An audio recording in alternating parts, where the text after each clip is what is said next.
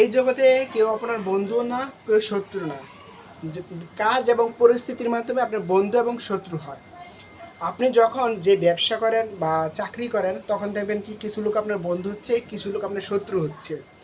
আবার ক্লাসও দেখবেন কি যখন আপনার ছোটোবেলায় ক্লাস করছিলেন তখন আপনার কিছু বন্ধু থাকে, কিছু শত্রু থাকে।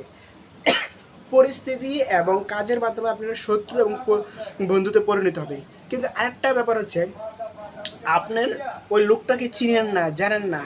বিশেষ করে যখন কোনো বন্ধু আপনাকে আরেক বন্ধু অথবা আত্মীয় স্বজন বা প্রতিবেশীর কখনো কখনো যদি অন্য ব্যক্তির নামে যদি আপনি নেগেটিভ কোনো কিছু বলে, দেখবেন কি ওই ব্যক্তি ধীরে ধীরে আপনার মনের ভিতরে একটা শত্রু ভাবনা তৈরি করে ফেলবে।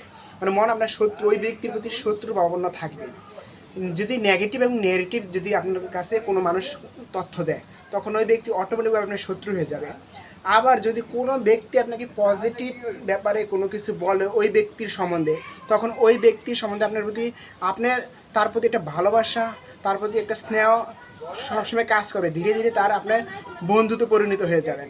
সেক্ষেত্রে আপনার কাজ এবং বিশেষ পরিস্থিতির ছাড়াও আপনার বন্ধু শত্রু হয় কীভাবে? যে আপনার সমালোচনা যখন শুনবেন তখন ওই ব্যক্তি আপনার বন্ধু হয়ে যাবে। যখন সমালোচনাটা খারাপ শুনবেন তখন আপনার ভিতরে ন্যারেটিভ জিনিসটা কাজ করবে, সেক্ষেত্রে সে আপনার শত্রু হয়ে যাবে।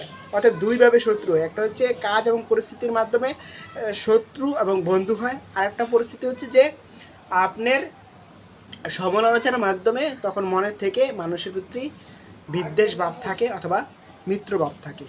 ধন্যবাদ।